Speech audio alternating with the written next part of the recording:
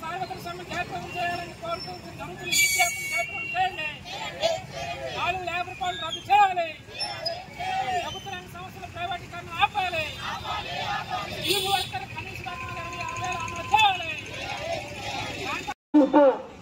కార్మిక హక్కులు స్వాతంత్రానికి పూర్వం, స్వాతంత్రం తర్వాత పోరాడి ప్రాణాలు తెగించి ప్రాణాలు అర్పించబడి సాధించుకున్నారు. ఈ రోజు కార్మికులు సాధించుకున్నటువంటి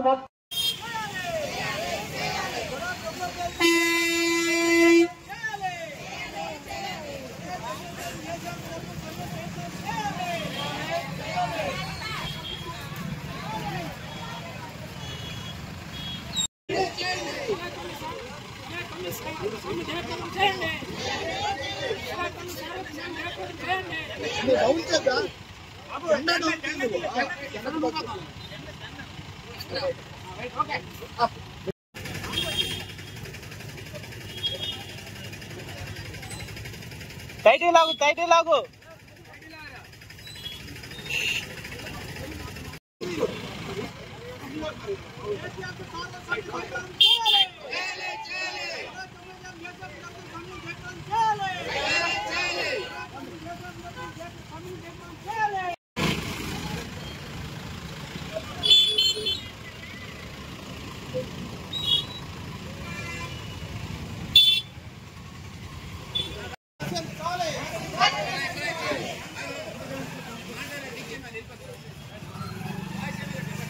ఈ దీపయాత్రలో మనం ఏ లక్ష్యంతో దీపయాత్ర చేస్తున్నామో దాన్ని సాధించే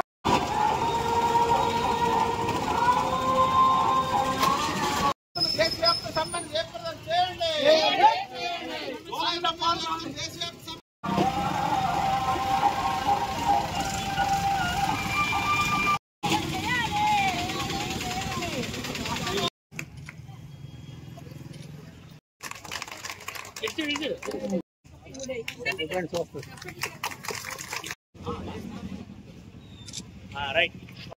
అలాగే శారద మన జిల్లా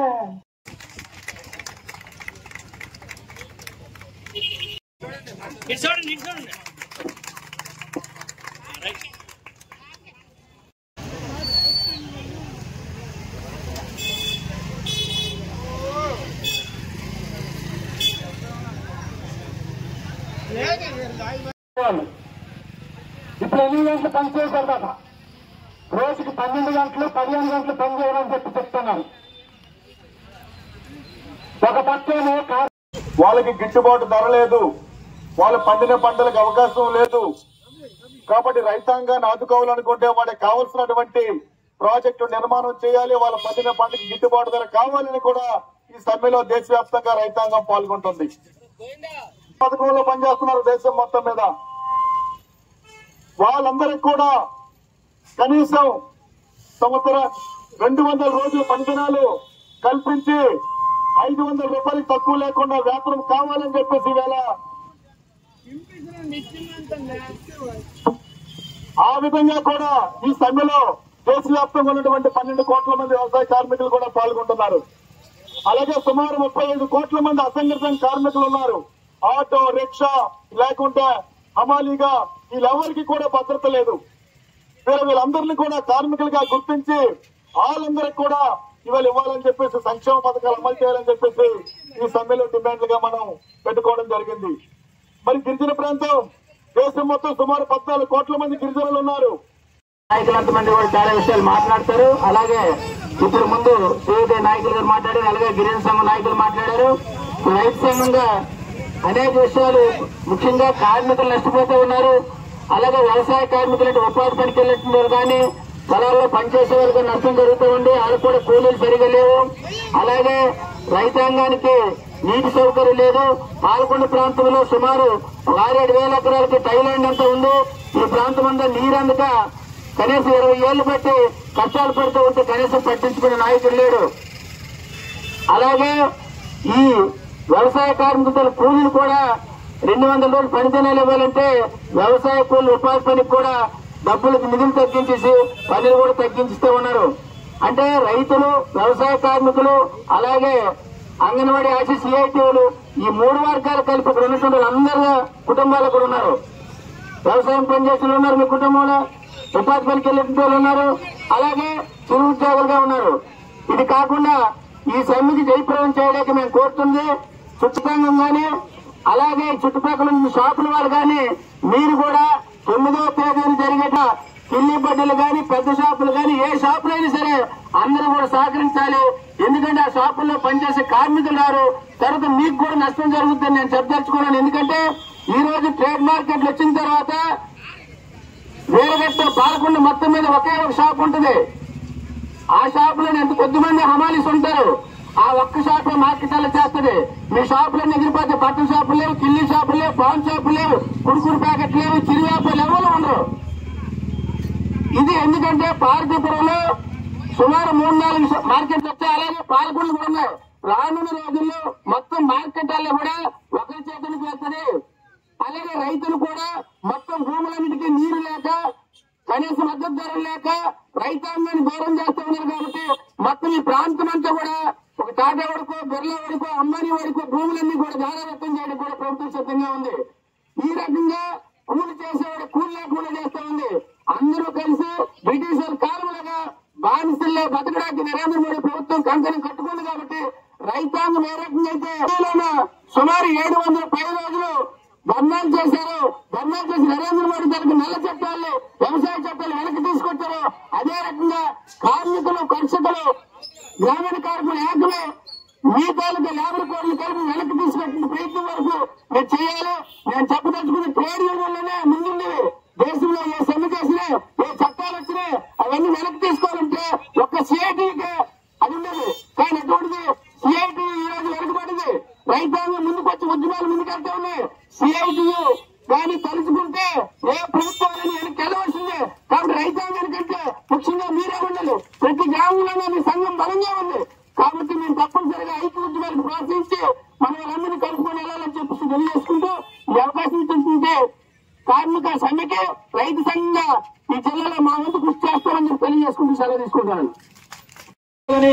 పాలకొండలో దీప యాత్ర ప్రారంభ సభకు హాజరైన అంగన్వాడీ, ఆశా, అలాగే రైస్ మిల్ వర్కర్లు, మున్సిపాలిటీ వర్కర్లు, భవనము, ఆటో, తోపుడుపల్లి కార్మికులు, ప్రధానంగా మార్కెట్ కళాశీ యూనియన్ ఈ నిర్వహణలో సాయుధపడి ఈ జాతకి ఏర్పాట్లు చేసిన మార్కెట్ కళాశీ యూనియన్ సభ్యులందరికీ కూడా సిఐటి జిల్లా కమిటీ తరఫున పేరు పేరున ముందుగా అందరికీ కూడా అభినందనలు తెలియజేస్తా ఉన్నాం. మరి మనం ఇక్కడ హాజరయ్యాం ప్రారంభ సభకి అన్ని రంగాల నుంచి. రేపు జూలై 9వ తేదీ మండలంలో ఉన్న అంగన్వాడీ సెంటర్లన్నీ బంద్ చేసి 9వ తేదీన తోకూడి సెంటర్ కి అందరూ హాజరయ్యే విధంగా ఉండాలా. అలాగే మండలంలో ఉన్న ఆశా వర్కర్లు అందరూ హాజరు కావాలా. మధ్యాహ్నం భోజనం కార్మికులు హాజరు కావాలా. మున్సిపాలిటీ కార్మికులు మొత్తం హాజరు కావాలా. మార్కెట్ కళాశాలు, రైస్ మిల్ కళాశాలు, ఆటో కళాశాలు మొత్తం మన సిఐటి అనుబంధ సంఘాలే కాదు, అనుబంధాలు లేని కార్మికులు కూడా ఈ రోజు నుంచే రేపు 7వ తేదీ వరకు విస్తృత ప్రచారము, పాదయాత్రలు, బైక్ యాత్రలు, వీధుల్లో గ్రూప్ సమావేశాలు వేసి లేబర్ కోడ్ల వల్ల కార్మిక వర్గానికి నష్టం ఏం జరుగుతుందో చైతన్యం ఎక్కించి రేపు జూలై 9వ తేదీ పాలకొండ మండల కేంద్రంలో మొత్తం యావత్ కార్మికులు ఐక్య పోరాటాల ద్వారా ఈ కేంద్ర ప్రభుత్వానికి ఒక హెచ్చరిక చేయడానికి మీరు అందరూ పాల్గొనాలని చెప్పేసి మీ అందరికీ విజ్ఞప్తి చేస్తూ ఇక్కడ నుండి జూలై 9వ తేదీ అందరం ఐక్యంగా పాల్గొనడానికి కావాల్సిన ప్రచారమే ఈ వేదిక నుండి మీ అందరికీ పిలిపిస్తూ రేపు 9వ తేదీ జరగబోయే సమ్మెకి జయప్రదం చేయాలని కోరుతూ ఇక్కడ జీపీ యాత్ర రాష్ట్ర కార్యదర్శి తేజేశ్వర గారు జెండా ఊపి ప్రారంభిస్తారు. ఇక్కడ నుండి అందరం కూడా అన్న క్యాంటీన్ వరకు జీప్ తో పాటు ర్యాలీగా వెళ్లి అక్కడ నుండి ఎవరికి వాళ్ళు వెళ్తారు. మిగతా జాతా ఏమో సీతంపేట నుంచి వెళ్తుంది. ఆ విధంగా ఈ జాతా ప్రారంభ సభకి మీరు అందరూ విజయవంతం చేసిన మీ అందరికీ పేరు పేరున అందరికీ అభినందనలు తెలియజేస్తున్నాం. ఆ విధంగా సంఘీభావంగా గిరిజన సంఘం సంఘీభావమే కాదు, జాతాలో కూడా రేపు సమ్మెలో కూడా పాల్గొంటారు. రైతు సంఘం, అలాగే వ్యవసాయ కార్మిక సంఘం, ఇతర సంఘాలు కూడా రేపు సమ్మెలో పాల్గొనేటానికి విస్తృతమైన ప్రచారానికి మన కార్మిక కర్షక ఐక్యత వర్ధిల్లాలని చెప్పేసి ఐక్య పోరాటాలు సిఐటి ఏదైతే పిలిపిస్తుందో ఆ పిలుపు రేపు జూలై 9న పాలకొండలో మనం పాల్గొని నిరూపించాలని చెప్పి కేంద్ర ప్రభుత్వం మీద ఒత్తిడి తీసుకోవడం మీరు అందరూ సిద్ధం కావాలని చెప్పేసి మీ అందరికీ మరోసారి తెలియజేస్తూ, అలాగే అభ్యుదయ రైతు ఖండా ప్రసాద్ గారు కూడా వచ్చారు. ఆయనకు కూడా రేపు ఆ రైతాంగం తరఫున పాల్గొంటారని చెప్పేసి మీ అందరికీ మరోసారి ధన్యవాదాలు తెలియజేస్తూ మీరు అందించాలి పెంచొద్దని చెప్పి, దీంతో పాటు స్కీమ్ వర్కర్స్ గా పనిచేస్తున్న కార్మికులందరూ కూడా కనీస వేతనం 26,000 అమలు చేయాలని, కార్పొరేట్లకు అనుకూలంగా ప్రభుత్వం గారు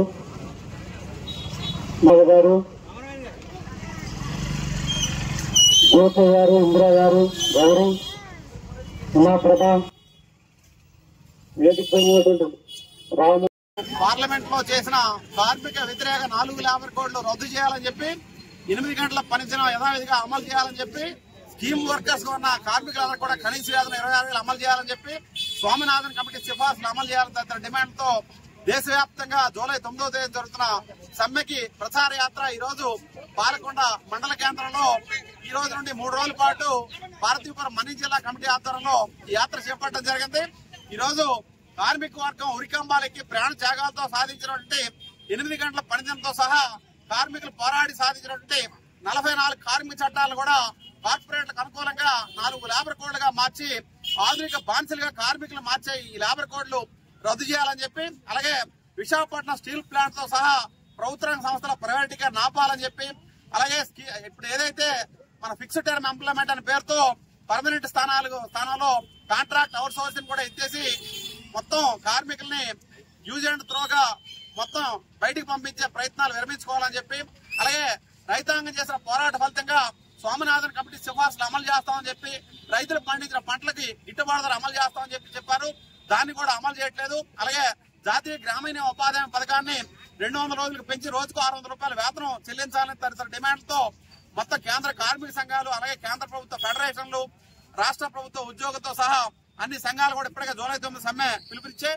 దీనికి రైతు సంఘాలు, సంయుక్త కిసాన్ మోర్చా సంఘాలు కూడా గ్రామీణ బంధుకు పిలుపునిచ్చాయి. అందులో భాగంగా జూలై 9 జరుగుతున్న దేశవ్యాప్త సమ్మెలో పెద్ద ఎత్తున ఉద్యోగులు, కార్మికులు పాల్గొని ఈ రైతులు కార్మికులకు వ్యతిరేకంగా చేస్తున్న విధానాలు మానుకోకపోతే కార్మిక వర్గం సత్తా ఏంటో చూపించడానికని చెప్పి జూలై 9 సమ్మె ఈ ప్రభుత్వానికి ఒక గుణపాఠం కావాలని చెప్పి తెలియజేస్తున్నాం. ఇప్పటికైనా సరే కేంద్ర ప్రభుత్వ కార్పొరేట్ అనుకూల విధానాలు మానుకొని కార్మిక హక్కులకు పూట్లు పొడిస్తే మాత్రం సహించేది లేదని చెప్పి తెలియజేస్తున్నాం.